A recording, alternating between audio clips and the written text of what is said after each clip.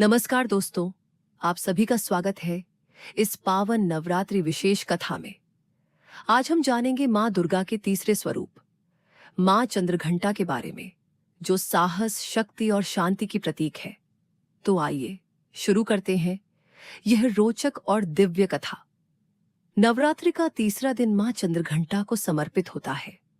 माँ के मस्तक पर अर्धचंद्र के आकार की घंटी विराजमान होती है। इसी कारण उनका नाम पड़ा चंद्रघंटा। उनका स्वरूप अत्यंत तेजस्वी और युद्ध के लिए तत्पर दिखाई देता है। वह सिंह पर सवार रहती हैं और उनके 10 हाथों में विभिन्न अस्त्र शस्त्र होते हैं। उनकी मुद्रा शांति और वीरता का अद्भुत संगम है।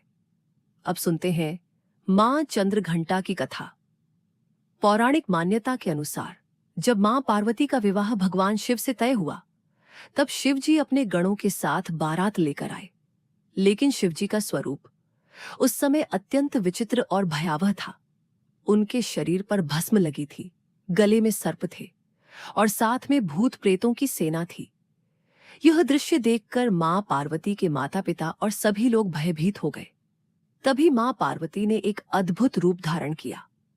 उन्होंने स्वयं को एक दिव्य, तेजस्वी और सुंदर स्वरूप में परिवर्तित कर लिया, जिसे हम आज मां चंद्रघंटा के रूप में जानते हैं।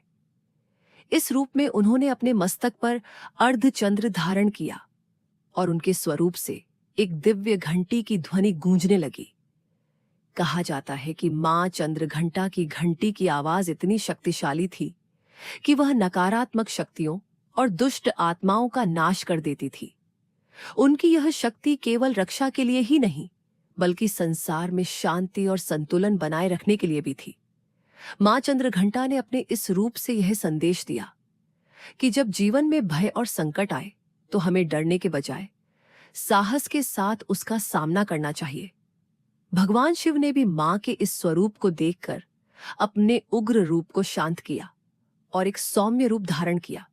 इसके बाद उनका विवाह संपन्न हुआ। नवरात्रि के तीसरे दिन मां चंद्रघंटा की पूजा करने से भय, चिंता और नकारात्मक ऊर्जा दूर होती है। भक्तों को साहस, आत्मविश्वास और मानसिक शांति की प्राप्ति होती है। यह कथा हमें सिखाती है कि जीवन में चाहे कितनी भी कठिन परिस्थिति क्यों न हो, अगर हम साहस और विश्वास के साथ आगे बढ़ें, तो हर समस्या का समाधान संभव है। तो दोस्तों, अगर आपको यह कथा पसंद आई हो तो वीडियो को लाइक करें, शेयर करें और ऐसे ही धार्मिक कथाओं के लिए चैनल को जरूर सब्सक्राइब करें। जय माता दी।